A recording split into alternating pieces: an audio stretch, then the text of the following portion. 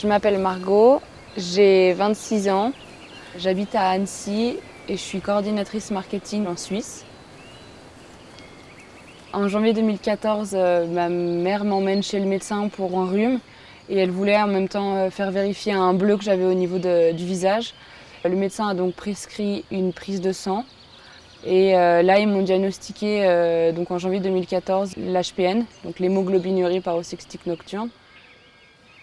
J'ai été pendant 3 mois en chambre stérile. C'était l'année de mon bac.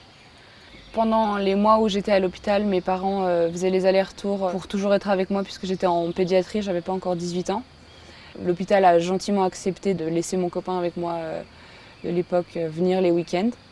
Et pendant ce temps, ma sœur était à la maison et elle, du coup, elle pouvait pas venir puisqu'elle avait moins de 14 ans.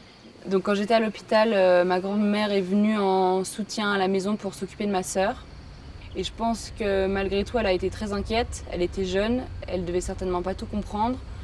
Je dirais que le plus dur pour moi, ça a été quand je suis rentrée chez mes parents, que je pouvais pas aller à l'école alors que tous mes amis y étaient, que je devais quand même réviser pour le bac, pour passer le bac à la fin de l'année, et ne pas pouvoir aller au cinéma, sortir avec des amis.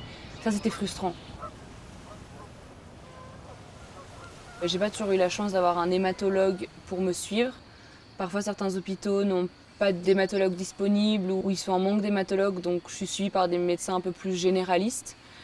J'ai découvert une année ou deux après le diagnostic l'association HPN qui propose des conférences pour découvrir de nouveaux traitements, avoir toutes les informations sur la maladie, savoir gérer la maladie au quotidien et aussi rencontrer d'autres patients.